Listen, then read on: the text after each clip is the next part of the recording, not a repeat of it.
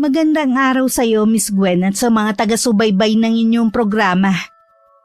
Tawagin niyo na lamang ako sa pangalang Farah. At edad 27 sa kasalukuyan. May isang anak at naninirahan dito sa Cavite. Sa mahigit 1 taong pakikinig sa inyong programa, naisipan ko na rin na magbahagi ng aking kwento. Sana magustuhan ng inyong mga tagapakinig at magbigay na rin ng inspirasyon at aral. Umikot ang kwento ko sa pamilya ko at buhay pag-ibig. Iba yata ang ngiti mo ngayon at nangingislap pati mga mata mo. Masaya lang po ako, Tita Corinne. Kagabi po kasi hindi ko inaasahan na aalukin na ako ni Sander ng kasal. Talaga? Kung ganun binabati kita, iha. Kaya lang, masyado pa yatang maaga para magpakasal kayo. 1 taon pa lang kayong magkarelasyon. Mahal po namin ang isa't isa, sapat na po yun para sa amin. Tsaka wala naman po yun sa tagal ng relasyon bago magpasyang magpakasal. Sa bagay nga naman, meron nga dyan nasa 10 taon ng relasyon hindi pa rin sa simbahan ang kinahahantungan. Kaya nga po, Tita At saka kayo na rin po ang nagsabi na magaan ang pakiramdam nyo kay Sander. Totoo naman kasi, kumpara sa ibang nanligaw sa'yo, masaya ako para sa'yo. Sa wakas, magkakaroon ka na rin ng sarili mong pamilya. Hindi na ako mag-aalala kung sakali man na mawala ako. Tita naman, huwag nyo naman pong palungkutin ang araw ko. Pasensya ka na, iha. Okay na po, huwag nyo na lang babanggitin ulit. Sige, hindi ko na ulit babanggitin. Sabi po pala ni Sander, sa labas po tayo maghahapunan bukas. Tayo? Ibig bang sabihin kasama ako bukas? Oo naman po, susunduin ko kayo dito bukas pagkagaling ko sa trabaho. Bakit kailangan pa akong kasama? Baka makaistorbo lang ako sa inyo. Kasama din po ang mga magulang ni Sander. Dahil kayo na pong tumatayang guardian ko mula noon, kayo po ang ipapakilala ko sa mga magulang niya. Huwag po kayong mag-alala, ilang beses ko na pong nakaharap ang mga magulang niya. Super mababait po sila. Ay, ano kaya ang pwede kong isuot bukas? Yun pong mga damit na binili ko sa inyo. Pwede po kayong mamili doon. Sa dami ba naman ang ibinili mong damit para sa akin ang hirap mamili kung alin doon ang isusuot ko. Tulungan mo naman ako, iha, na mamili. Sige po, Tita. Mamaya po isukat yung mga damit at tutulungan ko po kayong mamili ng mas bagay na isuot nyo bukas. Salamat, iha. Gusto ko kasi na maging presentable din sa pagharap sa mga magulang ni Sander. Kahit ano naman pong isuot nyo, magiging presentable at maganda kayo sa paningin ng mga magulang ni Sander. 5 kami magkakapatid at bunso ako. Hindi na inaasahan nun ng mga magulang ko ang pagdating ko. Ilang taon din na malagi ang itay sa Saudi para maibigay ang pangangailangan ng pamilya. Kung kailan naisipan na niya na mag-for good dito sa Pilipinas, tsaka naman nabuntis sa akin ng nanay ko. Dahil umaasa na lang sa maliit na negosyong naipundar, ang ginhawang naranasan ng mga kapatid ko ay hindi ko na naranasan noon. Nasa huling taon na ako noon ng high school nung marinig ko ang mga magulang ko na nag-uusap na hindi na ako papapasukin sa kolehiyo. Ang priority kasi nilang makatapos noon ang pang-4 naming kapatid. Mabuti na lang dumating si Tita Corinne na matandang dalagang pinsan ni inay at kinuha ko. Itinuring niya akong parang tunay na anak at pinag-aral sa kursong gusto ko. Salamat, iha, at sinama mo ko. Ang saya at ang bait pala talaga ng mga magulang ni Sander. Sabi ko naman po sa inyo na mababait ang mga yun at saka hindi nyo kailangang magpasalamat. Pamilya ko kayo. Natural lang na kasama ko kayo sa mahahalagang sandali ng buhay ko. May iba nga pala ako. Alam na ba ng mga magulang mo ang tungkol sa plano mong pagpapakasal? Hindi ko pa po sila nakakausap Alam ko naman na may tampo ka pa rin sa kanila. Pero magulang mo pa rin sila. At karapatan din nila na masaksihan ang pag-iisang dibdib mo. Hindi pa rin po kasi nagbabago si Itay. Si inay naman lagi sa kanyang kampe. Kahit ang mga kapatid ko nahawa na rin sa pagiging pintasero ng tatay namin. Hindi na nila yun pwedeng gawin sa'yo dahil ang layo na ng itsura mo sa dati. Utang ko po sa inyong lahat, tita. Lagi kayong nasa tabi ko para palakasin ang loob ko at suportahan ako sa mga gusto kong gawing pagbabago sa sarili ko. Mula pagkabata, lagi ko nang naririnig ang kwento sa iyo ng nanay mo. Kaya kahit hindi pa kita nakikita noon, nakakaramdam na ako ng awa sa'yo. Kung hindi niyo po siguro ako kinuha noon sa amin, malamang po naging utusan na lang ako ng mga magulang ko at mga kapatid ko. Wala kasi talaga silang balak na papasukin ako noon sa kolehiyo. Magbakasyon kaya tayo sa atin, ano? Kahit ilang araw lang? Parang gusto ko nga po ang idea na yan. Magpapaalam lang po ako sa opisina. Sigurado naman napapayagan ako. Basta dala ko ang laptop ko pwede naman ako magtrabaho kahit saan ako naroon. Yun nga lang po, hindi makakasama si Sander. Busy pa po siya dahil kabubukas lang ng dental clinic. Ay, sayang naman. Hindi natin siya makakasama. Pagkakataon na sana para makilala ng mga magulang mo at kapatid mo ang nobyo mo. Maliban sa pagbabago ng itsura mo, pwede mo pang ipagyabang ang boyfriend mo. Marami pa naman pong pagkakataon na maisama ko sa atin si Sander. Sa bagay nga. Magpahinga na po kayo, tita. Alam ko pagod na kayo. Hindi pa naman kayo sanay magpuyat. Minsan lang naman ito Nag-enjoy talaga ako, Iha. Salamat ulit sa pagsama sa akin, ha? Wala po yun, tita. Dapat nga siguro dalasan yung paglabas kasama namin para hindi kayo naiinip dito sa bahay. Okay lang naman po yun kay Sander. Nako, hindi na. Kapag may mahalaga na lang na okasyon. At kapag kasama ang mga magulang ni Sander. Ayoko namang maging abala sa inyong date ng nobyo mo. Tsaka, minsan naman inilalabas mo ko. Sa susunod po lalabas ulit tayo. Gusto ko lang kasing makabawi sa inyo. Hindi mo kailangan bumawi. Hindi ka man galing sa sinapupunan ko. Anak na rin kita. Ganun kabusilak ang puso ni tita ko rin. Siya ang pumuno sa pagmamahal na hinahanap ko sa aking mga magulang. Kung tutusin pamangkin sa pinsan lang naman ang ugnayan namin. Hindi yun naging hadlang para mahalin niya ako at ituring ko rin siyang parang tunay kong ina. Masasabi ko na stable na ako sa trabaho ko. Nasa corporate world ako at sa Makati nagtatrabaho. Walang utang, may sariling ipon at maayos na karir. May boyfriend na galing sa may kaya sa buhay at may maayos na karir bilang dentista. Wala pang isang buwan nang buksan niya ang klinik niya na malapit lang sa bahay nila. Kahit sabihin pang stable na ako at wala nang hahanapin pa, parang may nararamdaman akong kulang. Bakit parang malungkot ka? Huwag mong sabihin nagbago ang isip ni Sander. Hindi ka na niya pinayagan? Hindi po nagbago ang isip niya. Ako po ang nag-aalangan na ituloy pa po natin ang planong pag-uwi sa atin. Bakit naman? Kinakabahan po kasi ako Dahil ba sa tatay mo? Naalala ko lang po yung huli naming pagkikita.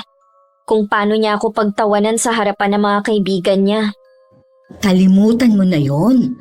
Hindi ka na magagawang pintasan ng ama mo dahil wala na ni bakas ng itsura mong dati. Akala ko po nakakalimutan ko na ang trauma na inabot ko kay Itay noon. Yun pala, nakatago lang. Ikaw lang ang makakatulong sa sarili mo. Alam ko na mahirap ang pinagdaanan mo, pero kailangan mong ipakita na hindi ka na tulad ng dati. Sigurado ako na mas nahigitan mo na sila ngayon. Kayo po talaga, tita, ang nagpapalakas sa loob ko mula noon pa. Sige na, ngumiti ka na dyan. Naimpake mo na ba ang mga gamit mo? Konti na lang po ang aayusin ko. Kapag pala merong sinabi ang itay mo sa iyo na hindi maganda, ako na ang makakalaban niya. Hindi ako papayag na apihin ka pa niya at ipahiya. Alam ko naman po na ipagtatanggol niyo ko. Hindi lang kay Itay, pati na rin sa ibang tao. Anyan nga, tumahawak ka lang. Minsan, sandata rin yan para isipin nila na hindi ka nasasaktan. Mas mabuti na minsang itago rin ang tunay na nararamdaman. Sa aming magkakapatid, ako may kakaibang itsura. Lumaki ko na pangit, ika nga sa aking ama. Maliban pa doon, magaspang ang balat ko na katulad sa kaliskis ng paa ng manok. Kulubot din ang aking balat. Dahil lang sa lotion kaya kahit papano nawawala ang gaspang nito. Mula rin pagkabata, puro pamimintas na lang ang natatanggap ko. Na ang ama ko ang pasimuno. Nasa huling taon na ako sa koleyo nung umuwi ako sa amin dahil piyesta. Doon na ako napuno sa aking ama. Nung gawin niya akong katatawanan sa lahat ng mga bisita. Ni hindi man lang ako ipinagtanggol ng nanay ko. Ako pa ang sinabihan niyang masyadong sensitive. Hindi marunong sumakay sa biro. Sino ba yung mga sakay ng magarang kotse na yon? Si Corinne nga ba yon? Sino kasama niya? Dito nga sila papunta. Ate Maricar, kumusta ka na? Sabi ko na nga ba ikaw yan eh. Sino yung kasama mo? Nay, ako po ito si Farah. Mano po. Ikaw nga ba yan, Farah? Bakit parang nag-iba yata ang itsura mo? At nakasakay pa kayo sa kotse. Ako nga po, Nay. Kumusta po kayo? Ayos lang naman, anak. Sa loob na tayo magkwentuhan. Dumadami na kasi ang mga usyusero eh. Sige po, sina tatay po pala. Mamaya pa ang uwi nun. Ako lang lagi ang naiiwang mag-isa dito sa bahay. Hindi na po ba dito umuwi si Ate Mariel? Hindi mo pa nga pala alam no. Ikinasal na ang ate mo nung nakaraang taon. Dito lang din sa barangay sila nakatira, sa biyenan niya. Hindi ko po alam na ikinasal na pala si ate. Pasensya ka na anak ha, kung hindi ka na nasabihan nun. Naiintindihan ko naman po. Kahit sino naman sa mga kapatid kong ikinasal hindi ako sinasabihan. Tingin nila panira lang ako sa kasal nila. Kasi Ayos lang po, Nay. Alam ko naman po ang dahilan nila. Nahihiya silang ipakilala ko na kapatid nila. Ang layo ba naman ang itsura ko sa kanila eh. Ngayon ang ganda-ganda mo na. Hindi nga kita nakilala eh. Ano bang ginawa mo ha? Nung magkatrabaho po ako, nag-ipon ako at saka ako nagpaayos. Ganun pala. Siguradong magugulat ang itay mo kapag nakita ka. Hindi na po ako siguro niya ngayon pipintasan.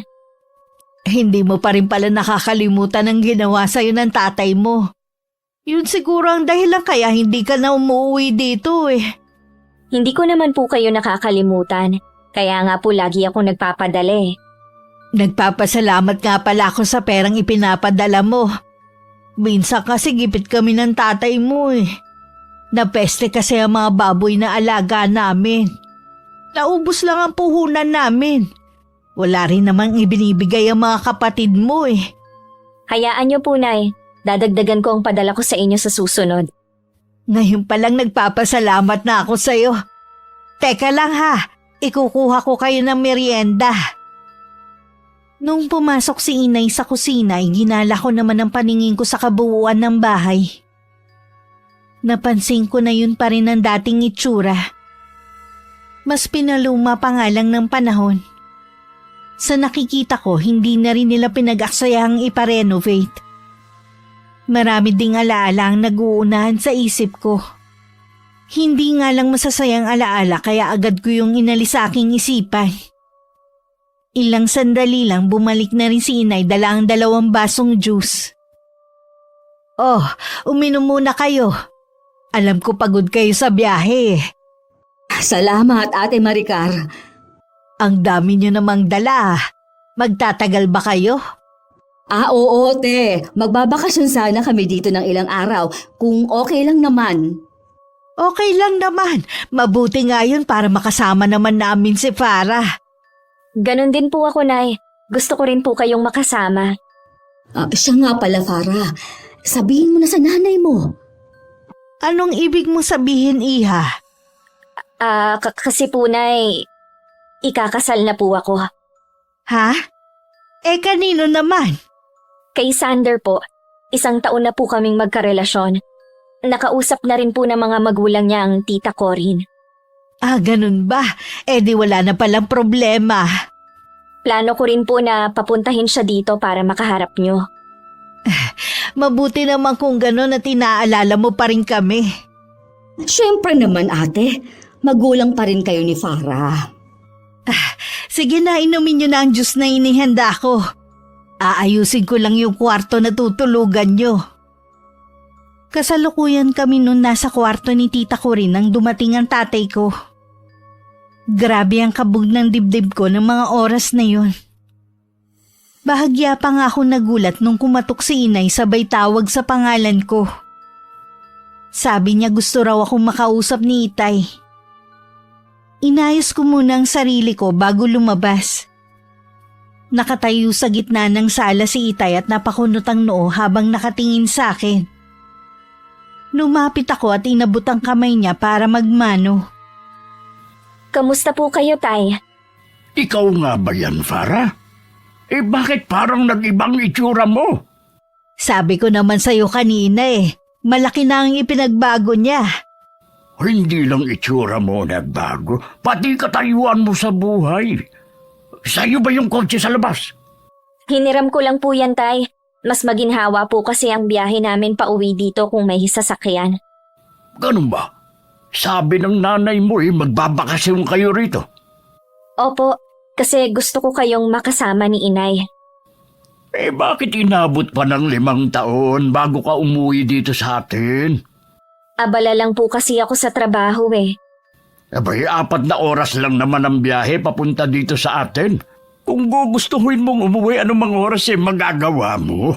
Masyado kasing mataas ang pride mo . Hindi naman po sa ganon. Kahit po hindi ako nakakauwi, alam nyo na hindi pa rin ako nakakalimot sa inyo. Kung ang ibig mong sabihin ang pagpapadala mo ng pera, dapat lang na magpadala ka. Kulang pa nga kung tutuusin sa gastusin dito .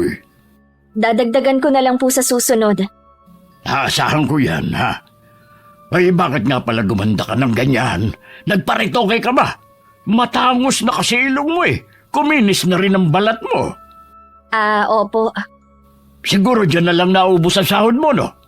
Pangarap ko po kasi na mabago ang itsura ko para hindi na ako mapintasan ng kahit sino.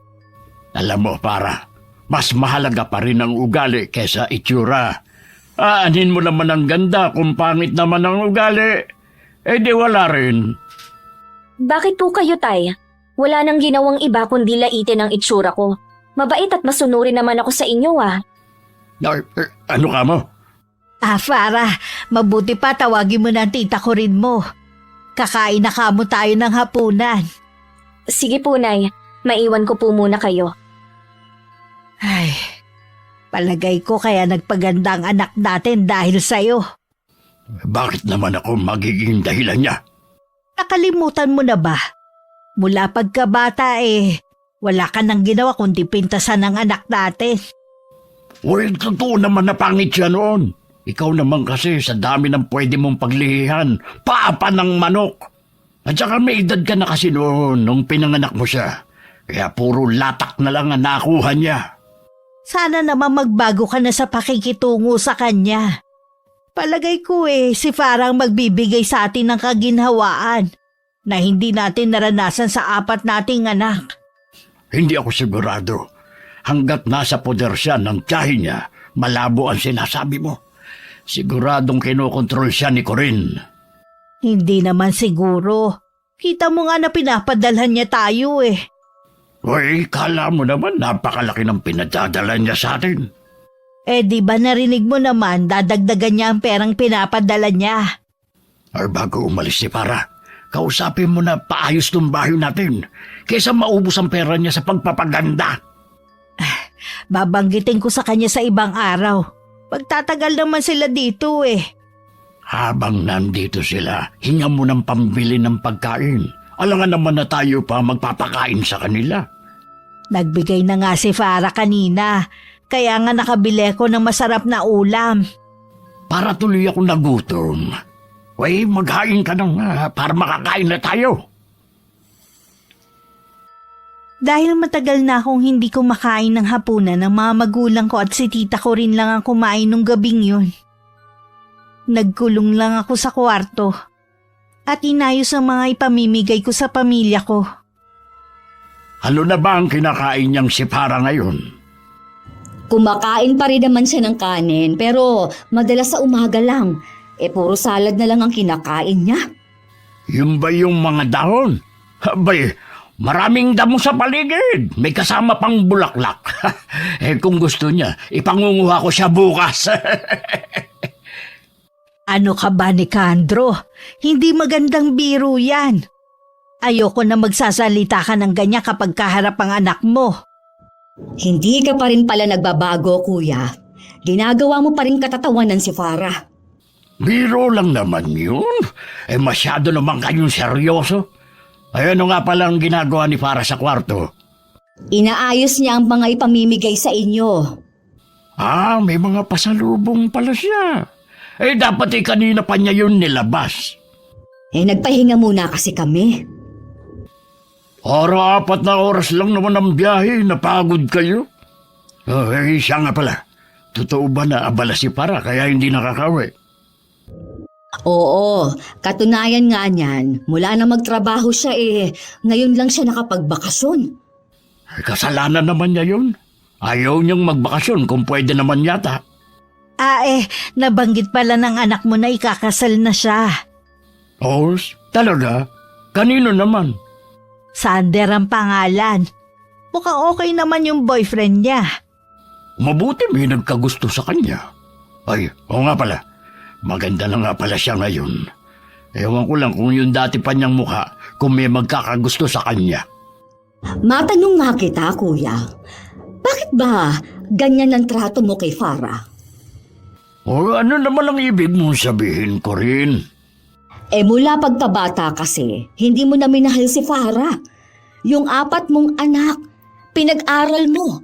Pero ang bunso mo, wala kang plano. Ginagawa mo lang siyang katatawanan sa lahat ng oras.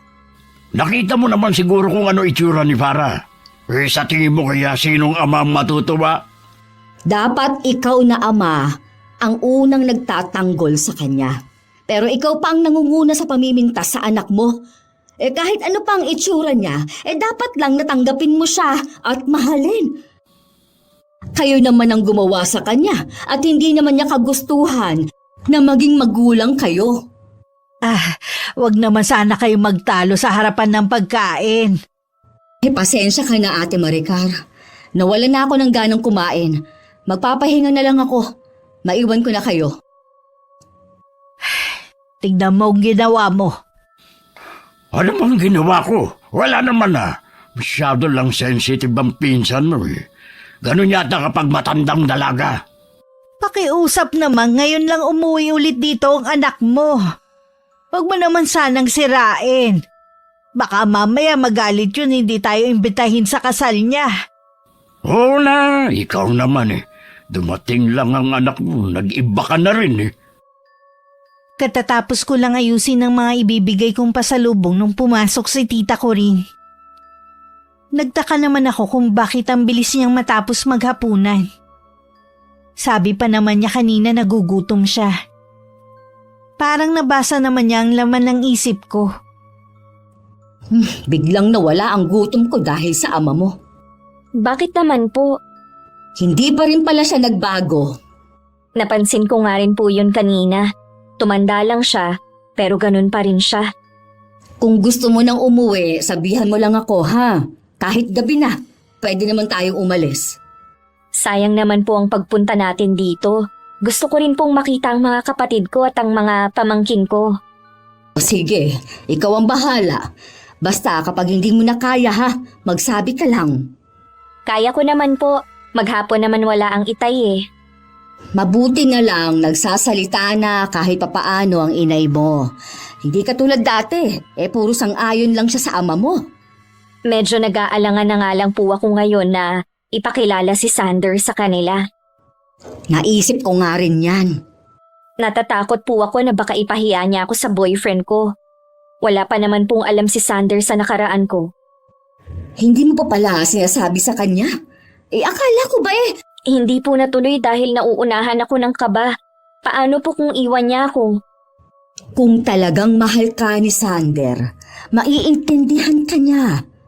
Paano po kung hindi niya matanggap na pangit ako dati? Ibig sabihin lang nun, hindi ganun kalalim ang pagmamahal niya. Pero sa tingin ko naman, mahal na mahal ka niya. Tsaka ko na lang po siguro iisipin ang tungkol sa bagay na yan kapag nakauwi na tayo. Tumawag na ba siya sa'yo ngayon? Chat lang po. Kapag ganun busy po yun. Mamaya ka pa ba matutulog? Inaantok na kasi ako Mauna na po kayong matulog. Hindi pa po kasi ako inaantok. Mauna na ako sa'yo ha. Bukas na lang ulit. Nang mga sandaling yun, nagtatalo pa rin ang mga magulang ko sa kwarto nila.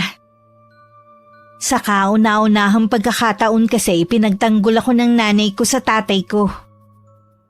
Sa tingin kasi ni inay, sumusobra na nga talaga si Itay sa mga lumalabas sa bibig nito laban sa akin. Bakit ba ang init ng ulo mo sa akin, ha? Kanina ka pa Gusto mo bang tuluyan ng lumayo ang loob sa atin ng anak natin, ha? Ano ba kasi ang masama sa sinasabi ko? Totoo naman kasi lahat. Bakit siya masasaktan?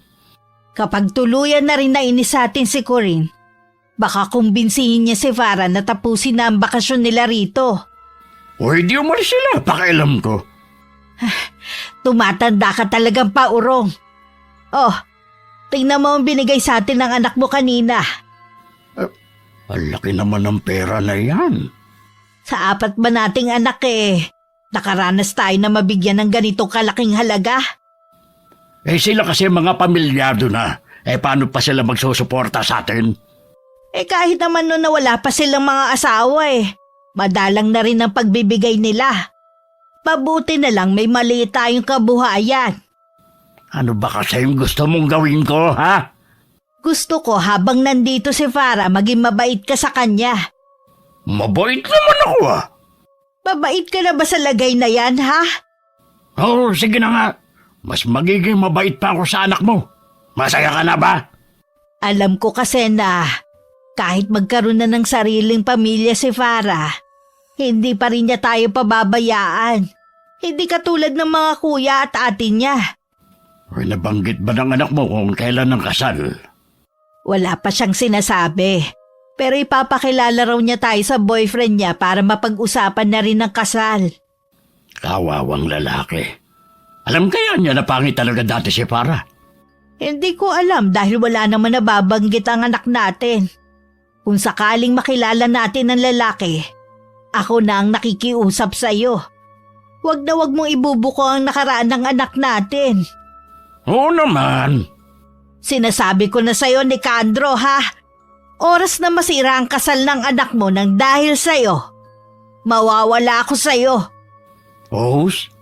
Kung kailan tayo tumanda ng ganito tsaka mo pa ako iiwan? Huwag mo akong subukan. Gagawin ko talaga.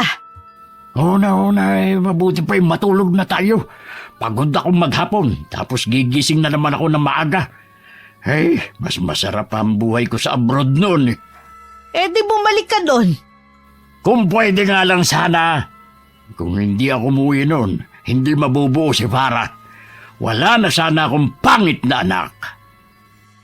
Hating gabi na magka-chat pa rin kami ni Sander. Kaya naman kinabukasan tanghali na tulog pa rin ako. Si tita ko rin maagang bumangon. At naabutan pa niya ang pag-alis ni Itay para pumunta sa bukid. Nag-alok siya ng pwedeng itulong sa kusina pero tumanggi si Inay. Bisita kayo rito. Hindi mo kailangan tumulong. Magtimpla ka na lang ng kape mo. Hindi naman ako ibang tao para umasta na parang bisita dito. Tulog pa ba si Farah? Tulog na tulog. Hindi ko alam kung anong oras natulog ang batang yun kagabi. Kachat niya kasi si Sander. Hindi pa pala ako nagpapasalamat sa iyo dahil sa pagpapaaral mo at pagkupkup sa anak ko. Wala yon. Hindi mo kailangan magpasalamat. Sa totoo lang kahit ako ang nanay ni Farah, ramdam ko pa rin yung pader sa pagitan namin. Abot kamay ko na siya ngayon pero parang napakalayo pa rin niya. Walang dapat sisihin kundi kayo ni Kuya Nicandro. Pasalamat pa rin kayo dahil likas kay Farah ang pagiging mabait. Sa kabila ng lahat inaalala pa rin niya kayo. Sana naman dalasan ni Farah ang pag-uwi dito sa bahay. Sabihin mo nga sa akin ang totoo. Bakit parang nag-iba na yata ang tingin mo kay Farah? Dahil ba maganda na siya at hindi mo na ikakahiya o dahil sa katayuan niya ngayon? Aminado ko na malaki ang pagkukulang ko sa anak ko. Pero mahal ko siya gaya ng pagmamahal ko sa mga kapatid niya. Kung alam mo lang ang pinagdaanan ng anak mo, saksi ako sa mga paghihirap niya at pagtitiis para lang maabot kung nasaan siya ngayon. Sana naman, hindi sirain ang asawa mo. Walang gagawin si Nicandro na pwedeng ikasira ni Farah. Hanggang ngayon ipinagtatanggol mo pa rin si Kuya Nicandro kaysa sa anak mo. Hindi totoo yan. Binalaan ko na si Nicandro. Kaya nasabi ko na wala siyang gagawin para mapahiya ulit si Farah. Sana nga, Ate Maricar. Dahil ako na ang makakalaban ng asawa mo. Mahal ko si Farah. Higit sa sinasabi mong pagmamahal sa kanya. Para ko na siyang anak. Lahat gagawin ko para maging masaya lang siya. Mananagot din sa akin. Sino ang mananakit sa kanya? Huwag na nga muna natin yan pag-usapan. Gusto ko na maging masaya ang bakasyon nyo rito. Yun din talaga ang gusto namin. Mamaya paggising ni Farah, ipamimigay na niya ang mga pasalubong. Sinabihan ko na rin ng mga kapatid niya na nandito siya. Pupunta daw sila rito mamaya. Bago magtanghalian, dumating ang 4 kong kapatid at pamilya nila. Sandali sila natigilan na makita ko. Para silang namamalikmata sa pagkakatitig sa akin. Naiintindihan ko naman sila. Kaya lang natatawa pa rin ako sa itsura nila. Si inay na lang ang nagpaliwanag sa kanila. Hindi rin nakaligtas sa akin ang sinabi ng mga hipag ko. Akala raw nila pangit pa rin ako hanggang ngayon. Pagkatapos kong maibigay ang mga pasalubong ko sa kanila, umalis din sila agad. Pinigilan ko pa sila na doon na lamang magtanghalian. Pero kanya-kanya sila ng dahilan. Ano ba yung mga kapatid mo? Aba, parang sinisilihan ng mga puwet Nagmamadaling magsiuwi. Akala ko pa naman makakapag-bonding kami. Parang hindi nila ako na-miss. Ana pala, hindi mo muna ibinigay ang mga pasalubong mo para magtagal sila. Hayaan na lang natin sila. Wala naman akong magagawa kung hindi nila ako itinuturing na kapatid. Kung ano-ano kasi ang itinanim sa kanilang utak ng ama mo Sa halip na matuwa sila na maganda ka na, parang nadismaya pa sila. Palibhasa kasi, hindi ka nila mapagkakatuwaan. Makapal din naman ang mukha ng dalawa mong hipag, Akala yata nila, hindi ko narinig ang mga sinabi nila kanina. Noon pa naman po hindi ko na sila kasundo. Hindi ko naman alam kung ano bang nagawa ko sa kanila. Wala kang ginawang masama sa kanila. Sadyang ganun lang talaga ang ugali nila. Siguro po, kailangan ko na lang tanggapin na ganun sila at ang mga kapatid ko. Iimbitahin mo pa rin ba sila sa kasal mo? Oo naman po, pamilya ko pa rin sila. Gusto kong nandun sila sa mahalagang okasyon sa buhay ko. Ay, ang bait mo talaga. Hindi mo dapat ito nararanasan sa sarili mong pamilya. Maswerte pa rin po ako kung tutuusin dahil may pamilya pa rin ako kumpara sa iba na ulila na talaga. Sa bagay nga. Siya nga pala. Baka meron kang mga kaibigan na gusto mong dalawin.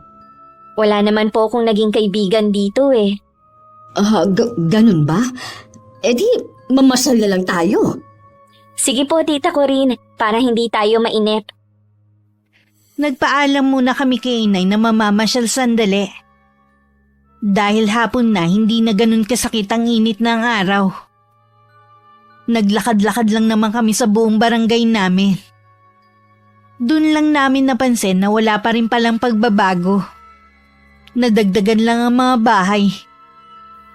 Bakit po hindi nyo naisip na dito tumira? Ang totoo niyan, laking syudad ako. Tingin namin ng mga kapatid ko, nakakainip ang buhay dito. Kaya nung namatay ang itay namin at nakuha ang parte ng lupa, ibinenta namin at saka kami nagkanya-kanya. Nakakainip nga po dito. Parang ang bagal ng usad ng buhay. Naiisip mo ba na tumira ulit dito? Ayoko na pong tumira dito. Wala naman po kasi akong magandang alaala sa lugar na to. Kung nalulungkot ka lang naman, naaalalahanin ng nakaraan, sabihin mo lang para makapag-impake na tayo. Madali lang naman pong umalis eh. Gusto ko pa rin po kasi na makausap ang mga magulang ko. O sige, ikaw ang bahala. Hindi na rin kami nagtagal ni tita ko rin. Pag-uwi namin, naroon na si Itay. Agad naman ako nagmano sa kanya. Hindi man lang siya ngumiti at ipinagpatuloy lang ang pagtingin sa mga dala ko. Ito lang pala ang dala mo. Akala ko pa naman espesyal. Kaya siguro hindi rin nagtagal dito mga kapatid mo kanina. Hindi ko po kasi alam ang dadalhin, kaya puro pagkain na lang. Okay na rin to. Pampulutan ng iba.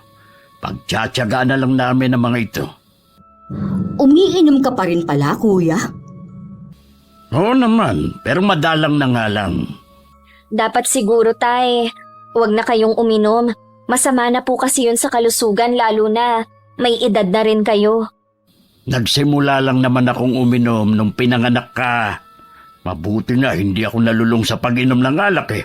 Kumbaga, gusto ko lang makalimot. Hanggang ngayon po ba pangit pa rin ang tingin nyo sa akin? Kapag tinitignan kita ngayon, ang dati mo pa rin mukha nakikita ko sa'yo. Swerte mo pa rin, nakabingwit ka ng lalaking mapapangasawa mo. Dapat nga siguro hindi na lang kami umuwi dito. Aba para, huwag ka nga mag-inarte dyan. Porke maganda ka na ngayon, ganyan ka nang umasta. Hindi naman po ako nag-iinarte.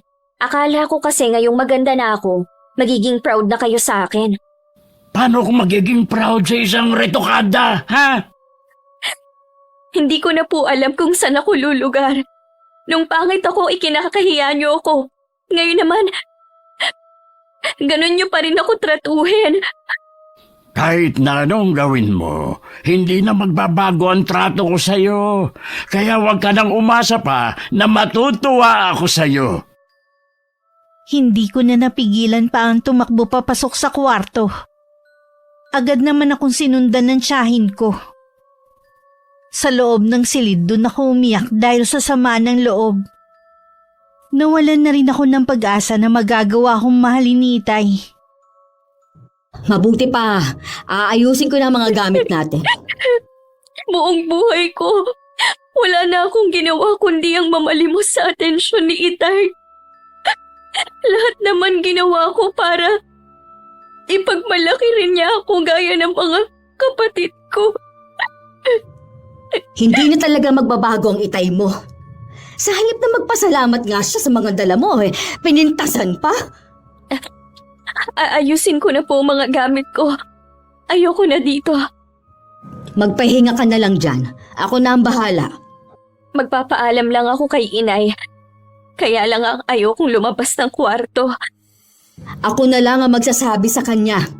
Ramdam ko naman na hindi tayo welcome dito. Pasensya ka na, iha.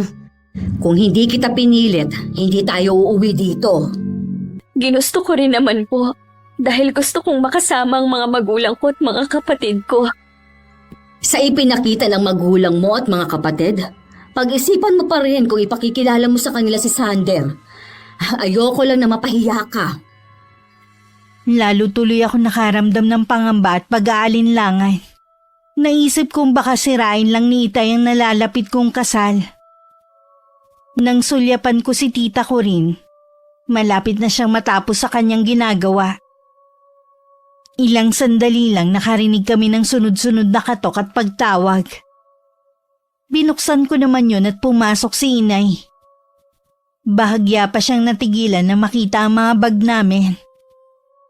Aalis na kayo? Oo, hindi na rin kami makakatagal sa ugali ng asawa mo. Farah, pagpasensya mo na lang ang itay mo.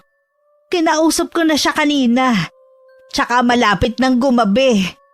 Akala ko pa naman, Nay, magiging masaya ang bakasyon namin dito.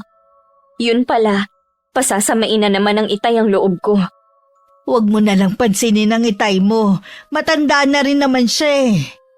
Mula noon, wala na akong ginawa kundi ang magpasensya kay itay. Nakakapagod na po siyang intindihin. Alam ko naman, kaya nga kinausap ko na siya. Nakikiusap ako sa iyo, anak, na kung pwede sana, wag muna kayo umalis. Gusto ko rin naman na makasama ka kahit ngayon lang. Wag mo na lang intindihin ang tatay mo. Sana ate, mas intindihin mo ang nararamdaman ng anak mo, hindi ng asawa mo. Iniintindi ko naman ang anak ko eh. Kaya nga kinausap ko na si Nicandro. Hindi naman kasi marunong pakiusapan ng asawa mo. Parang hindi nakakaintindi. Ako na lang ang humihingi sa inyo ng tawad sa inaasal niya. Wag mo na kaming pigilan ate. Mas kawawa ang anak mo kung magtatagal pa kami dito. Tita Corinne, pwede po bang wag na muna tayong umalis? Sara naman. Gusto mo bang insultuhin ka na naman ng tatay mo? Alang-alang na lang po kay inay. Sige na po, tita. O sige, ikaw na ang bahala. Salamat anak at pinagbigyan mo ko. Nung gabi gusto ko sanang kumain kahit konti para makasabay si inay pero nag-aalangan ako. Si tita ko rin naman titiisin na lang daw ang gutom. Kesa makasabay si itay sa hapag. Kaya ganun na lang ang gulat namin nang kumatok si inay. Wala daw si itay at maagang sinundo ng kainuman. Kaming tatlo lang ang naghapunan. Malalim na ang gabi nang dumating si itay. Lasing na lasing. Hindi pa kami nun natutulog ni tita Corinne. Kaya dinig namin ang malakas na boses niya. Hinaan mo ang boses mo. Natutulog na ang mga kasama natin sa bahay eh. Ano ngayon? Bahay ko naman to. Ang akin lang, respeto naman sana. Ngayon na nga lang umuwi ang anak mo eh. Sana hindi na lang siya umuwi rito. Dahil sa kanya nag-aaway tayo eh. Kaya tayo nag-aaway dahil sa ugali mo. Kung hindi mo matatanggap si Farah na anak mo, sasabihan ko na lang siya na wag nang umuwi dito kahit kailan. Bahala siya. Hindi ko naman siya kailangan. Akala mo kung sino na siya. Para sa akin, siya pa rin ang anak nating pangit. Hindi ko alam kung bakit ganun na lang ang galit mo kay Farah. Kasalanan mo rin. Sabi ko sa'yo, huwag mo nang ituloy ang pagbubuntis mo. Tama ng 4 nating anak pero matigas ka. Tingnan mo tuloy, nagluwal ka ng pangit sa pamilya. Hindi ko na maakalain na ganun siya ipapanganak eh. Mula nang isilang ang bata na yun, puro na lang kamalasan ang dumating sa atin. Kita mo nga, yung maliit na negosyong pinundar ko noon, nalugi lang hanggang nagsara. Tama na Nicandro. Kung hindi ka pa titigil, itutuloy ko ang banta ko sa'yo. Iiwan na kita dahil sa ugali mo. Akala mo naman talaga magagawa mo? Sasama na ako sa anak natin kapag umalis sila. Teka. Seryoso ka ba sa sinasabi mo? Mukha ba ako nagbibiro ha? Maricar naman, huwag mo naman akong iwan. Ang tagal na natin nagsasama eh. Bukas, humingi ka ng tawad kay Farah. Muna. Gagawin ko lang yung sinasabi mo. Hindi ko maiwasang mapangiti. Yun kasi ang kauna-unahang beses kong narinig na ipinagtanggol ako ni inay laban kay itay. Ang natitirang tampo ko sa kanya tuluyan nang naglaho sa puso ko. Napagtanto ko din na mahal ako ni inay. Marahil hindi lang niya maipakita nun dahil takot din siya kay itay. Kinabukasan bago umalis humingi nga ng dispensa si itay sa mga binitiwan niyang salita. Dama ko na napipilitan lang siya dahil sa takot na iwan ni inay. Pero ang mahalaga habang naroon kami, wala na akong maririnig na masasakit na salita sa kanya. Salamat po, Nay, sa pagtatanggol sa akin kay Itay. Dapat nga noon ko pa to ginawa eh. Huwag mo sanang isipin na mas pinapaboran ko ang mga kapatid mo kaysa sa'yo noon. Kung ano man po ang nangyari sa nakaraan, wala na po yun sa akin. Kalimutan na po natin. Habaan mo pa sana ang pasensya mo sa tatay mo habang nandito ka. Hindi mo naman na siya makikita. Nay, baka po bumalik ako ulit dito pero kasama ko na si Sander. Kausap ko po siya kagabi. Gusto niya kayong makilala. Wala namang problema kung pupunta siya rito eh. Mabuti nga yun na makilala naman namin. Kung inaalala mo ang tatay mo, ako nang bahala sa kanya. Ngayon pa lang po nagpapasalamat na ako sa inyo. Ngayon lang ako bumabawi sa'yo kaya hindi mo kailangan magpasalamat sa akin. Siya nga po pala, Nay. Magsabi lang kayo kung may kailangan kayo, ha? Kung ano na lang ang ibigay mo anak, hindi ko naman tatanggihan eh. Wala naman kami na itulong sa pag-aaral mo. Kaya wala kaming karapatan na humingi sa'yo. Gusto ko lang pong mag-share ng kung anong meron ako. Kaya wag na po kayong mahiya. Ikaw na ang bahala, iha. Napansin ko po, Nay, luma na tong bahay natin. Akala ko po ba ipapaayos ito ni Kuya noon?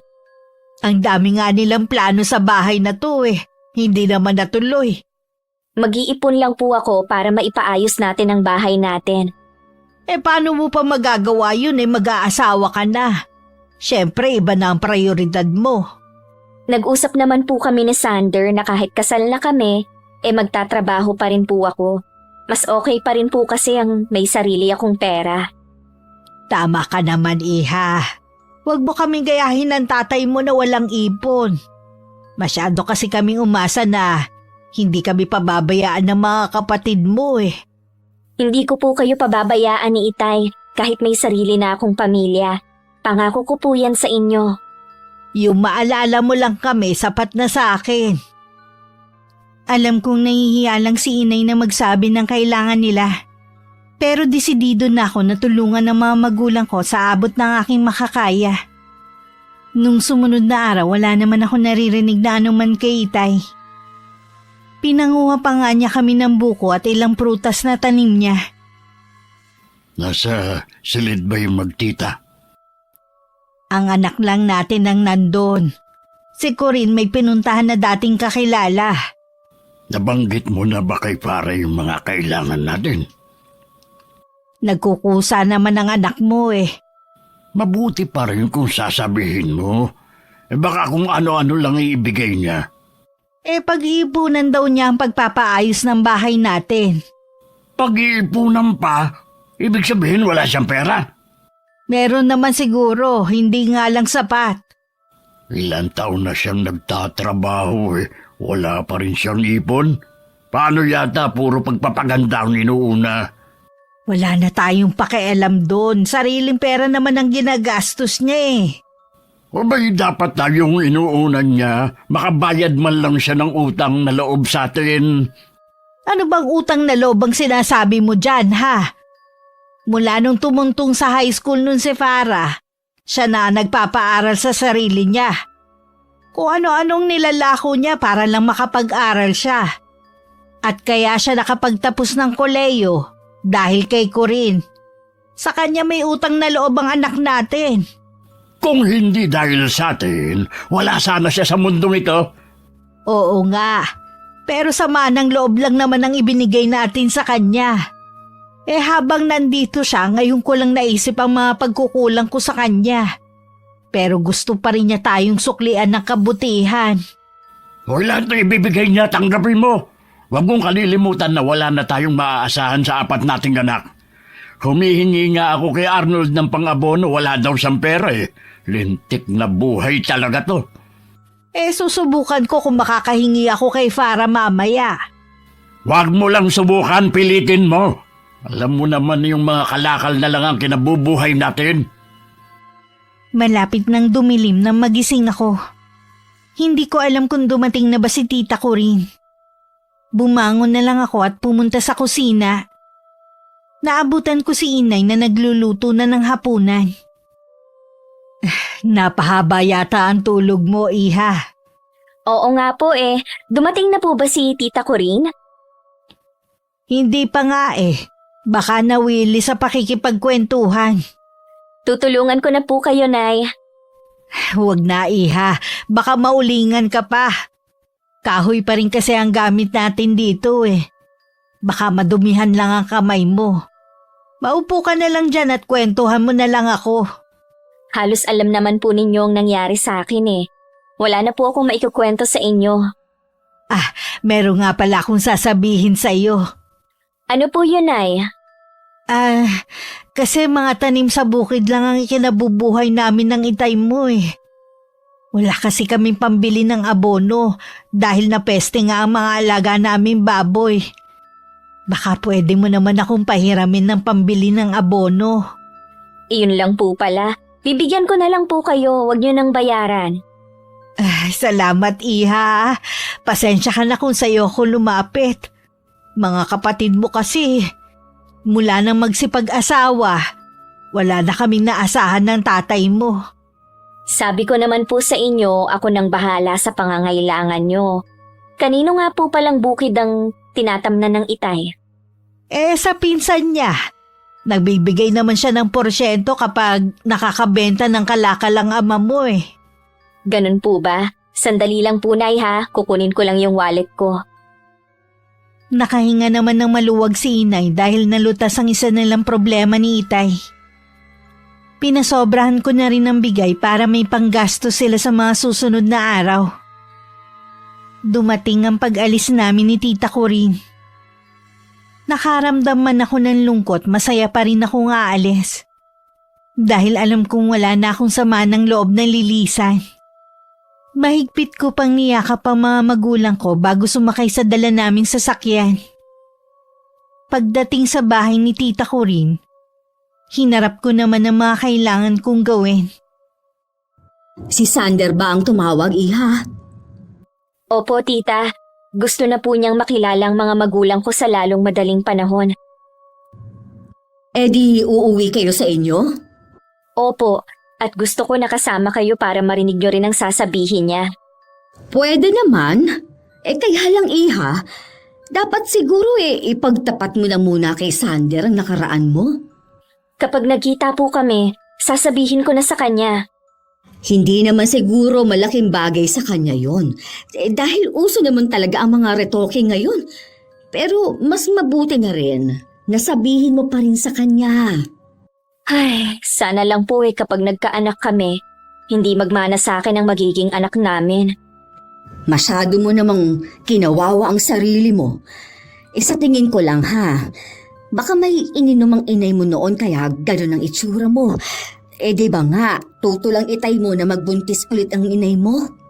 Sabi naman po ni inay dahil sa paglilihi niya sa akin ng paa ng manok.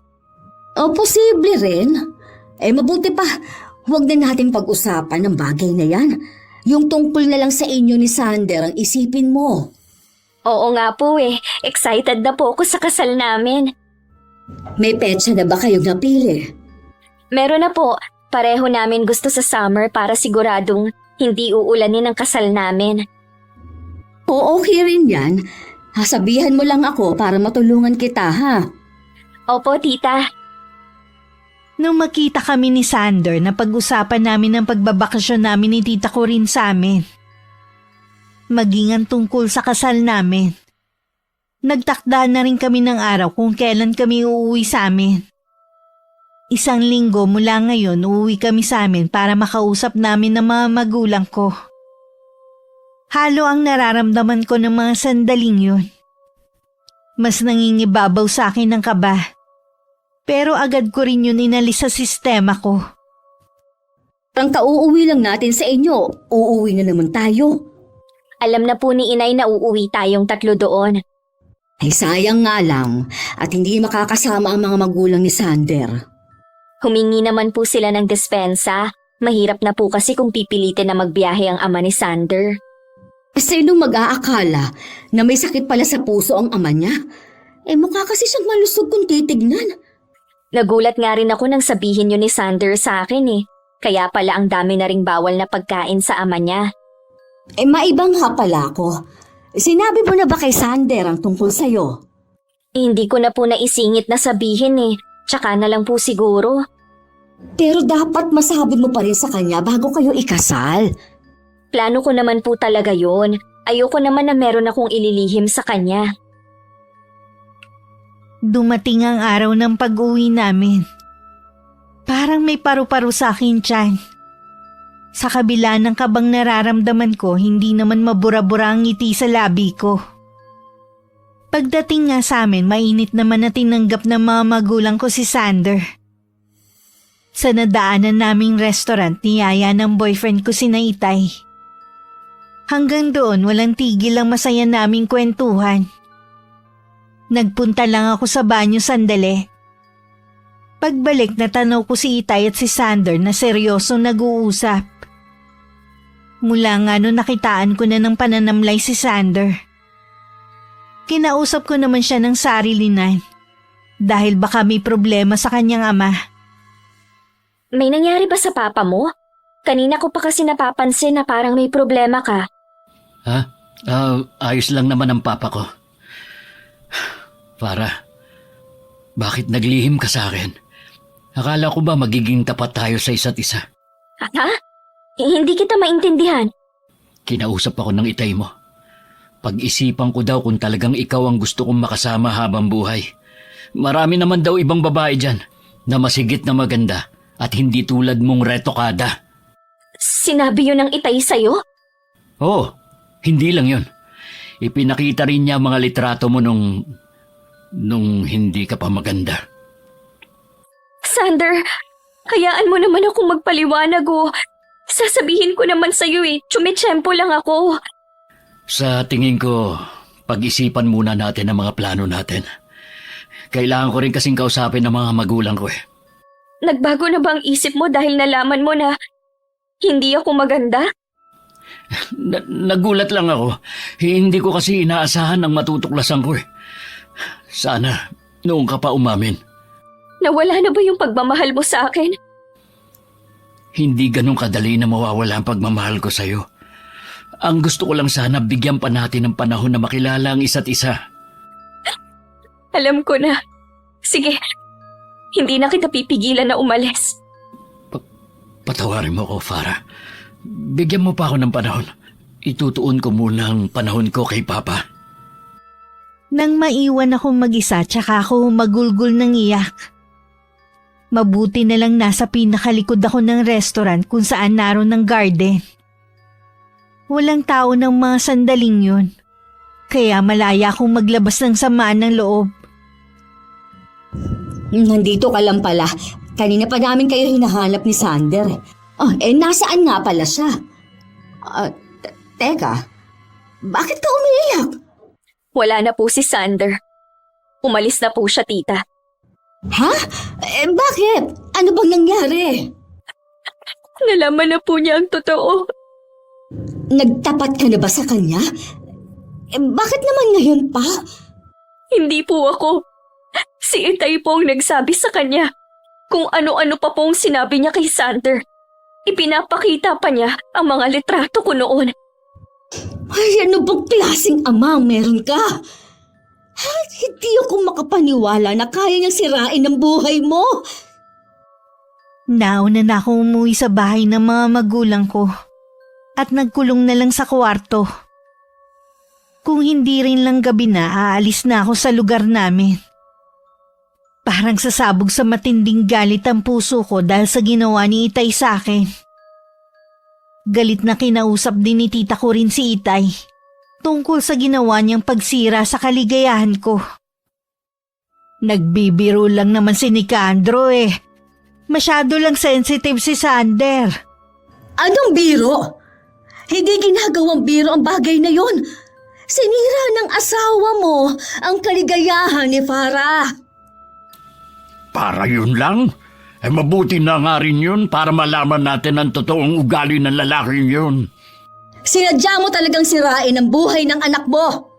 Anong klase kang ama? Baka nakakalimutan mo kung nasaan ka. Nasa loob ka ng pamamahay ko, kaya wala kang karapatan na pagsabihan ako. Huwag kang mag-alala. Ito na ang huling beses na tutungtong ako sa bahay na ito. Wag naman sana kayong magtalo. Kailangan tayo ni Farah ngayon. Alam ko na nasasaktan siya. Hindi niya kayo kailangan. Ako lang ang kailangan niya mula pa noon. Tanging ako lang ang nakakaintindi sa kanyang pinagdadaanan. Wala na kayong ginawa, kundi saktan at ipahiya siya. Ikaw, Kuya Nicandro, pagsisisihan mo ang ginawa mong ito sa anak mo. Ba't bumalik ka nga rito? Huwag mo akong tatalikuran! Hayaan mo na lang siya. Ikaw naman kasi. Bakit mo naman ginawa yun sa anak natin? Malay ko naman na wala palang alam ang boyfriend niya na retokada siya. Alam ko galit na sa atin ng anak mo. Huwag ka na ring umasa na magbibigay pa siya sa atin. Bakit ba siya nag-iinarte? Totoo naman kasi na pangit siya. Tanggapin na lang niya yon. Nakakaawa naman si Sander kapag nagkatuluyan sila. Paano kapag nagkaanak sila ng pangit? Paano niya ipaliliwanag yun sa lalaki, ha? Labas na tayo dun. Wala na tayong pakialam pa. Mabuti pa, ipagtimpla mo na lang ako ng kape. Hindi na ako nakainom sa restaurant eh. Ang dami ko pa namang nakain. Gusto ko lang bumaba ang kinain ko. Magtimpla ka ng kape mo. Bahala ka dyan. Hoy! Huwag mo akong tatalikuran. Pareho kayong bastos ng pinsan mo. Ay, lintik talaga. Ako na naman ang napasama. Isang kakilala ni tita ko rin ang pinakiusapan niya na maghatid sa amin sa sakayan. Bago pa man lumiwanag ang paligid, umalis na kami sa amin. Buong biyahe, tahimik lang ako at nakatingin sa malayo. Pagka-uwi namin, tuluyan na ako nagbago. Ayoko nang pumasok nun sa trabaho. Gusto ko nalang magkulong sa kwarto. Nawalan na ako ng pag-asa na mabuhay. Iha, pupuntahan ko si Sander. Huwag niyo pong gagawin yan. Nagdesisyon na siyang iwan ako. Kung ayaw niyong magalit ako sa inyo, huwag kayong makikialam sa akin. Hindi ko kasi matiis na makita kang nahihirapan. Walang dapat sisihin kundi si Itay. Sa dami ng pwedeng maging ama, bakit siya pa ang naging tatay ko?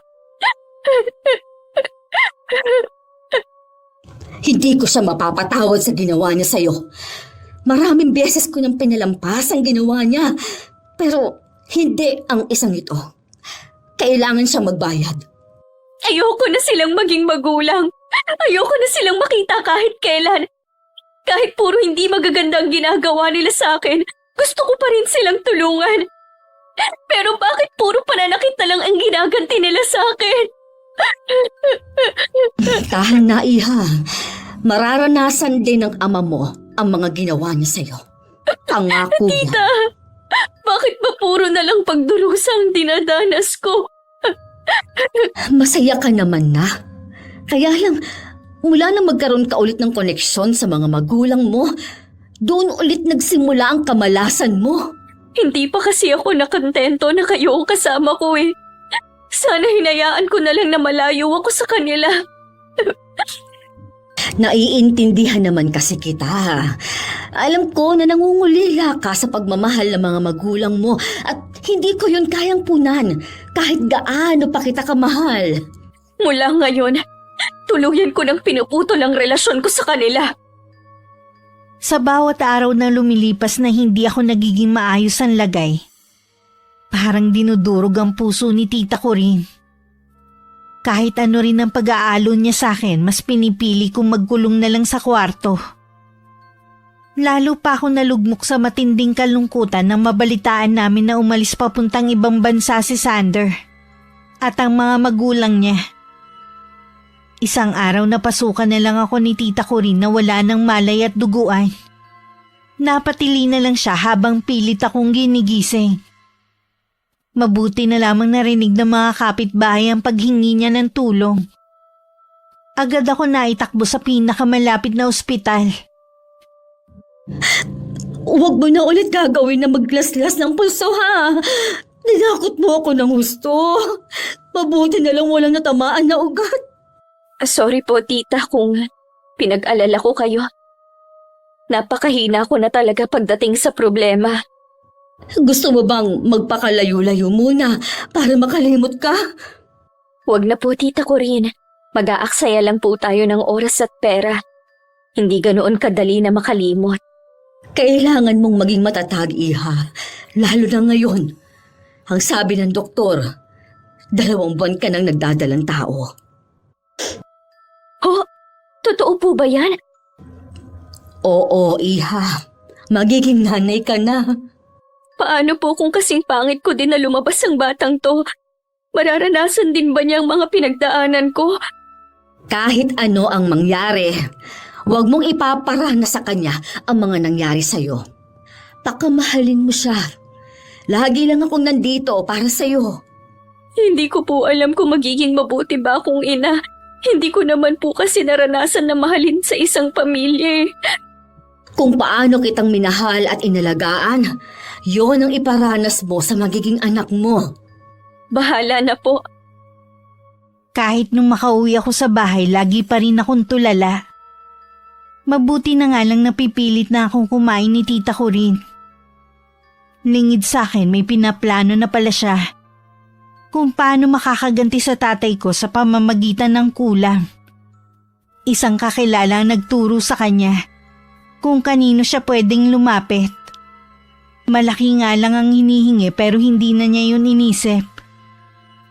Ilang araw lang tumatalab na ang orasyon kay Itay. Inakala lang ni Inay dahil sa pagod at katandaan na rin ang pagkakasakit ng aking ama. Paano kaya yan? Wala ka nang iinuming gamot bukas. Nilapitan ko na lahat ng mga anak natin eh. Wala rin silang pera. Lumapit ka na ba kay Para? Ay di ba nangako siya na tutulungan tayo? Sa tingin ko nagpalit na siya ng numero eh. Hindi ko na kasi siya makontak. Wala rin palang isang salita ang babaeng yun eh. Baka sinadya na rin niya naputulin ang koneksyon sa atin dahil sa ginawa mo. Para yun lang, kakalimutan niya na tayong bilang magulang niya. Ang tigas din kasi ng ulo mo eh. Hindi ka nakikinig sa akin. Kahit kasi maganda na ang anak mo, wala ka pa rin ginawa kundi pintasan ng dati niyang itsura. Sa hindi ko makalimutan ang pangit niya mukha eh. Minsan naiisip ko na baka anak mo siya sa ibang lalaki. Nicandro, hindi ako makapaniwala na pinag-iisipan mo ako ng ganyang kasamang bagay. Kahit nung nasa abroad ka, hindi man lang ako natukso na tumingin sa ibang lalaki. Nagtataka lang kasi ako kung bakit bukod tangi siya lang ang pangit sa magkakapatid. Baka dahil din sa mga iniinom ko noon na pampalaglag. Walang dapat sisihin kundi ako. Wala ka na rin kasing ginawa nun kundi ang magalit sa akin dahil sa biglaan kong pagbubuntis. Kaya sinubukan kong ilaglag pero makapit si Farah. Gusto niya talagang mabuhay. Eh, subukan mo pa rin na tawagan. O di kaya, si Corinne ang tawagan mo. Hindi niya sinasagot ang tawag ko eh. Alam kong galit din siya sa akin. Puntahan mo kaya sila. Alam mo naman ang bahay ng pinsan mo eh. Hindi maaaring wala tayong pera. Gusto ko nang magpa-doktor. O sige, kakausapin ko ang mga anak mo. Kung sino ang pwedeng magbantay sa'yo habang wala ako. Kahit nahihiya si Inay, kinapalan na lang niya ang mukha na puntahan kami para humingi ng tulong. Nagulat naman si Tita Corinne na mapagbuksan siya ng pinto. Pinapasok naman niya si Inay sa loob. Pasensya ka na kung bigla na lang akong sumulpot ng walang pasabi. Hindi ko kasi kayo makontak ni Farah eh. Nasa na nga palang anak ko? Nasa kwarto siya at nagpapahinga. Ano ba ang kailangan mo? May sakit kasi ang tatay niya eh. Kailangan namin ng tulong ni Farah. Pagkatapos ng ginawa ni Kuya Nicandro sa anak ninyo, hihingi pa rin kayo ng tulong? Saan naman kaya kayo kumuha ng kakapalan ng mukha, ha? Wala na talaga kami mahinga ng tulong eh. Kailangan ipa-check up sa doktor ang ama niya bago pa lumala ang kondisyon nito. Matagal nang walang trabaho si Farah. Ha? Akala ko maganda ang trabaho niya. Mula nang maghiwalay sila ni Sander, hindi na siya bumalik sa dati. Nagtangka din siya magpakamatay. Mabuti na lang dumating agad ako at nadala namin siya sa ospital. Gusto ko siyang makita. Baka lalo lang kasing makasama sa kanya. Ayaw na niyang magkaroon ng koneksyon sa inyo. Sisilipin ko lang siya. Pakiusap naman. Sige, sumunod ka sa akin. Nandito ang kwarto niya. Naramdaman kong may nagbukas ng pinto pero hindi ako lumingon. Alam ko kasing si tita ko rin lang yun. Nang marinig ko ang mga yabag na papasok, tsaka lang ako nagsalita. Hindi pa ako nagugutom, tita. Anak, Anong ginagawa niyo dito? Tita, bakit niyo siya pinapasok dito? huwag kang magalit sa tita mo. Ako nagpumilit. Mabuti pa, Ate Maricar. Lumabas na tayo. Pakiusap anak, kausapin mo naman ako kahit sandali lang. Sinira niyo ang buhay ko. Siguro naman masaya na ang asawa niyo. Buntis ako at walang ama na magigista ng anak ko. Maraming salamat sa inyo, ha? Bakit hindi mo ipaalam kay Sander ang lahat? Wala na siya. Hindi ko na siya kayang abutin. Kaya umalis ka na. Kalimutan niyo na ako bilang anak. Patawarin mo ko, anak. Umalis na kayo. Gusto ko nang magpahinga. Huwag niyo na rin akong guguluhin pa kahit kailan. Halika na, Ate Maricar. Sa labas na lang tayo mag-usap. Tumalikod na lang ako para hindi ko makita ang nakakaawang itsura ni inay. Nang makalabas sila, tsaka ako na lang pinakawalan ng mga luha ko. Sa labas maraming tanong si inay kay tita ko rin. Nasagot ko na ang lahat ng tanong mo. Pasensya ka na, Ate Maricar. Hindi ka maaaring magtagal dito. Naiintindihan ko naman. Ayoko rin naman na dagdagan pa ang sama ng loob ni Farah. Hindi ko mapapatawad ang asawa mo sa ginawa niya kay Farah. Wala siyang kasing sama.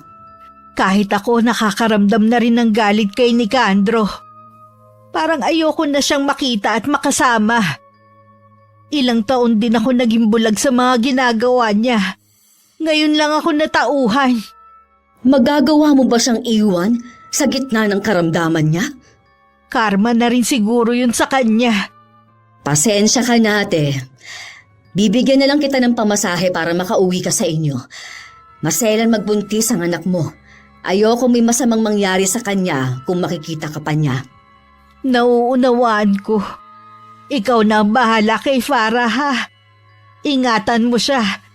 Sana balang araw magawa niya akong patawarin. Panahon na lang ang makakapagsabi. Hayaan nating maghilom muna ang kanyang sugat. Umuwi din si inay nung araw na yun. Nang makita nga siya ni Itay, biglang umaliwalas ang mukha nito. Mag-isa lang din siya ng mga oras na yun. Hindi rin kasi nakatagal ang isa kong kapatid sa pagbabantay sa kanya. Ano, dadalhin mo na ba ako sa ospital? Ang sakit na talaga ng mga binti ko Namamaganang gusto. Wala nang trabaho si Farah, kaya hindi na ako nakahingi ng tulong. Ha? Sigurado ka? Galit din sa atin ang anak natin. Kulang na lang isumpa niya tayo. Hindi niya tayo pwedeng talikuran. Mga magulang pa rin niya tayo. Walang dapat sisihin kundi ikaw kung bakit siya iniwan ni Sander. Alam mo ba nagdadalang tao rin ang anak natin. Mag-isa niyang palalakihin ang apo natin na walang ama. Ano ka mo? Buntis si Farah? Hindi lang yun. Nagtangka din siya magpakamatay dahil sa sama ng loob. Hindi ko naman alam na ganun pala magiging resulta ng ginawa ko. Magsisi ka man, huli na ang lahat. Ang laki ng kasalanan natin kay Farah. Paano pa niya tayo mapapatawad? Paano naman ako? Puro ka na lang paano ka. Puro sarili mo na lang ang iniisip mo. Nakakasawa ka ng intindihin. Hindi ko naman kasi sinasadya eh. Sinungaling! Sinadya mong sirain ang buhay ng anak natin. Wala kang kwentang ama at asawa. Sana noon pa kita iniwan. Iiwan mo ko dahil may sakit na ako. Ganun ba? Isusoli na kita sa mga kapatid mo. Bahala na sila sa'yo. Gusto ko naman alagaan ng anak ko. Babawi ako sa lahat ng pagkukulang ko sa kanya. Nagmamakaawa ako sa'yo. Huwag mo naman akong iwan. Kailangan kita. Pangako kapag gumaling ako, magbabago na ako. Hindi ka na magbabago pa kahit gumaling ka. Yan na talaga ang ugali mo. Sa dami ng pwede mong ipamana sa 4 mong anak, yang ugali mo pang yan ang nakuha nila sa'yo. Kinausap ni Inay ang mga kapatid ni Itay na ipagamot ang kapatid nila. Ipinaliwanag niya na wala na siyang ibang malalapitan. Nang dumalaw nga sila, nakita nila ang kalagayan ng aking ama. Ang isang kapatid ni Itay nagkahinala na hindi pangkaraniwan ng sakit nito. Kaya naman nagpatawag agad siya ng albularyo. At dun nga nakumpirma na merong kumukulam kay Itay. Walang ibang gagawa nito sa akin, kundi si Farah. Anak pa talaga natin ng pinagbibintangan mo. Alam mo meron din siyang pinagdadaanan. Narinig mo naman siguro sinabi ng albularyo. Matindi ang galit ng taong nagpapakulam sa akin. Sa tingin mo, sino pa bang gagawa nun, ha? Sa dami ng mga may galit sa'yo, siguradong isa sa kanila ang gumawa nito sa'yo. Lubayan mo nga ang anak natin. Malakas ang pakiramdam ko na si Farah ang gumawa nito. Subukan mo lang na sabihin sa mga kapatid mo na si Farah ang pinaghihinalaan mo. Ora mismo, lalayasan kita. Huwag mo akong tinatakot. Hindi mo magagawang umalis. Saan ka naman pupunta, ha? Galit din sa'yo si Farah. Baka nga isunod ka na rin niyang ipakulam. Kung gagawin nga niya yun, maluwag kung tatanggapin ang parusa niya. Kung tutuusin ay kulang pa sa atin ang gagawin niya. Hindi mo ko mapipigilan na sabihin sa albularyo at sa mga kapatid ko na si Farah ang nasa likod ng sakit ko. Magkakasubukan tayo ni Kandro. Tinutuo nga ni Itay ang banta niya. Ang mga kapatid niya hindi makapaniwalang magagawa ko yun sa sarili kong ama.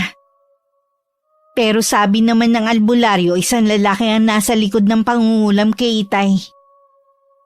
Maaari daw nakaalitan niya sa inuman o di kaya sa pangangalakal. Nangako naman ang matandang albularyo. Nagagawin niya lahat para gumaling ang aking ama. Bakit ka nag-iimpake? Nakalimutan mo na ba ang sinabi ko sa iyo, ha? Oras na sabihin mo sa mga kapatid mo na si Farah ang pinaghihinalaan mong kumulam sa iyo. Iiwan na kita.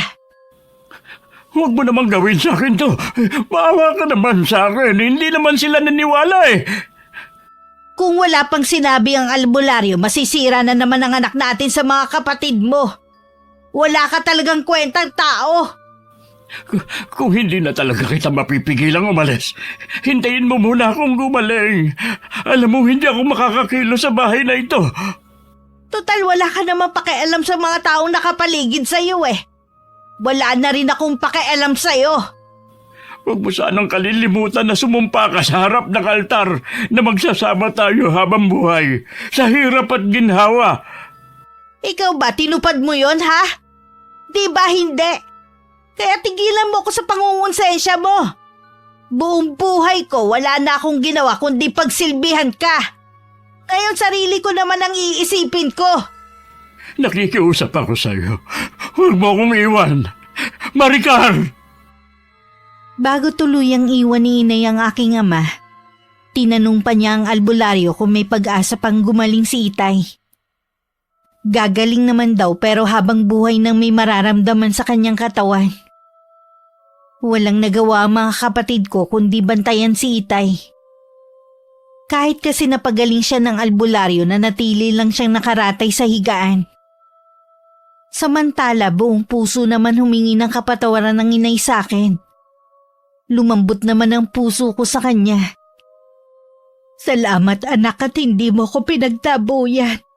Hayaan mong bumawi ako sa iyo. Aalagaan kita habang malakas ako. Talaga po bang hindi niyo nababalikan si Itay? Hindi na anak. Matagal na panahon ako nabulag sa kanya. Naging mabuti nga akong asawa. Hindi ko naman nagampanan ang pagiging ina ko lalo na sa iyo. Gusto ko rin na makasama kayo. Salamat po ako ang pinili niyo. Hindi pa rin pala nagsisisi si Kuya Nicandro. Tama lang sa kanya ang iwanan mo. Mabuti na tauhan ka na. Hindi ko na talaga kaya. Naubos na ang pasensya ko sa kanya nang pagbintangan niya ang anak namin na nagpapakulam sa kanya. Kulam? Iyon ang sakit ni Itay? Oo, iha. Mabuti na lang sinabi ng albularyo na lalaki ang nagpapakulam sa kanya. Siguro gusto lang siyang turuan ng leksyon. Siguro. Pero hindi naman siya nagbago. Hanggang salita lang siya. Huwag na lang po natin pag-usapan ang nangyari kay Itay. Pasensya ka na, iha. Mula ngayon hindi ko nababanggitin ang tungkol sa Itay mo. Nakalimutan kong baka makasama sa kalagayan mo. Mula ng araw na yun sa amin na tumira si Inay. Wala naman naging problema kay tita ko rin. Dati naman kasi sila naging malapit sa isa't isa nung dalaga pa si Inay. Lingid sa aming kaalaman, bumalik ulit ang tiyahin ko sa mangkukulam na hiningan niya ng tulong. Gusto niya kasing bigyan pa ng mas malalang sakit ang aking ama, na sinunod naman ng mangkukulam. Si Kuya Arnold po ba ang tumawag sa inyo? Ano po ang sabi? Wala na raw ang Itay mo. Napasukan daw nila sa kwarto na wala ng buhay. Akala ko po ba magaling na siya? Yun ang sabi ng albularyo bago ko umalis. Kayo po ang bahala kung gusto niyong umuwi. Hindi nga lang po ako makakasama. Okay lang, iha. Hindi ka naman talaga pwedeng bumiyahe dahil sa kalagayan mo Galit po ako kay Itay, pero nalulungkot pa din ako sa sinapit niya. Mag-iingat po kayo sa pag-uwi niyo. Nang araw ding yun, umuwi si Inay sa amin para asikasuhin ang burol ni Itay. Gusto sanang samahan ni tita ko rin si Inay. Kaya lang hindi niya ako maiwan. Makakahinga ka na rin ng maluwag ngayong wala ng Itay mo. Sa kabila ng ginawa niya, hindi ko pa rin hinangad ang kamatayan niya. Mas makakabuti na rin kasi na wala na siya, kaysa patuloy kanyang saktan. Hindi naman po niya ako masasaktan dahil malayo na ako sa kanya at wala naman akong balak na makipagkita sa kanya. Sa bagay nga. Kanina ko pa po napapansin na kanina pa kayo silip ng silip sa labas ng bintana. Ano po ba ang tinitingnan ninyo? May hinihintay kasi akong bisita. Ha? Kailan pa po kayo tumanggap ng bisita? Siguro espesyal ang bisita ninyo. Oo, espesyal talaga. Siguro na traffic lang yun kaya hanggang ngayon wala pa. Baka nga po. Mabuti pa po, maupo na lang kayo kesa maya-maya ang silip ninyo. Lalo lang kayong hindi mapapakali niyan. Mabuti pa nga. Kumusta na nga pala ang pakiramdam mo ngayon? Nahihirapan pa rin po ako sa pagbubuntis ko. Ganito po ba talaga kahirap magdalang tao? Sabi nila mahirap nga daw. Di ba nga, meron pang namamatay. Lagi daw nasa hukay ang isang paa ng mga buntis. Natatakot po tuloy ako. Huwag kang matakot. Basta sundin mo lang ang mga bili ng OB mo. Sinusunod ko naman po. Iniinom ko rin ang mga reseta niyang gamot kahit nasusuka na ako sa pag-inom. Tama yan, iha. Sandali ha. Nandito na ihata ang bisita. Sino ba kasi ang bisita mong yan, tita? Malalaman mo rin. Naghintay lang ako sa may sala habang nakaupo. Hinahaplos ko lang ang tiyan ko dahil naninigas na naman. Kulang na lang lumabas ang puso ko nang makilala ang taong kasabay na pumasok ni Tita Corinne. Ilang sandali rin bago ako makahanap ng sasabihin. Sander? Anong ginagawa mo dito? Una sa lahat, patawarin mo ko kung basta na lang kitang iniwan. Magulo lang talaga ang isip ko. Pero napag-isip-isip ko na mahal kita kahit ano pa man ang itsura mo dati. Siguro sa'yo okay lang. Paano naman ang mga magulang mo? Ang totoo niyan, pinagalitan ako ni Mama dahil sa ginawa kong pagtalikod sa'yo. Siguro kung malalaman ni Papa, baka pati siya magalit sa akin. Kumusta na nga palang papa mo? Maayos na ang lagay niya ngayon. May sasabihin din ako sa'yo. Wala na ang itay ko. Ha? Kinalulungkot ko ang nangyari. Pero bakit ka nandito? Hindi kasi ako pwedeng bumiyahe eh. Oo nga pala, nabanggit ng tita mo na buntis kang araw. Kung alam mo lang kung gaano mo ako pinasaya, hayaan mong bumawi ako sa mga naging kasalanan ko sa'yo. Dalawa na kayong gustong bumawi sa akin. Si inay kasama na rin namin at gusto niya ring bumawi sa akin. Salamat naman at nagkaayos na kayo. Wala akong hangad kundi ang kaligayahan mo, Farah. Naging malupit man sa iyo ang kapalaran nung bata ka pa. Kahit paano ngayon, magiging masaya ka na rin. Utang ko po sa inyong lahat ng ito, Tita Corinne. Kahit nagluluksa pa rin sa pagkawala ni Itay, hindi ko pa rin mapigilan na maging masaya sa pagbabalik ni Sander sa buhay ko. Makalipas ang 1 buwan, bumalik na rin si Inay. Natuloy na rin ang kasal, pero kinailangan pang maghintay ng 1 taon. Naging masalimuot man ang naging buhay ko sa pamilya at pag-ibig. Sa huli ako pa rin na nagtagumpay. Sa ngayon wala na akong mahihiling pa. Basta kasama ko ang mga mahal ko sa buhay. Bago kami nun bumukod ni Sander, ipinagtapat sa akin ni Tita Corinne ang ginawa niya. Kahit malaking kasalanan ang nagawa niya, wala akong naramdamang galit sa kanya. Sa huli nagpasya kami ng ilihim na lang yon, Miss Gwen. Lalo na sa aking ina. Wakas. Magandang araw sa iyo, Miss Gwen, at sa mga taga-subaybay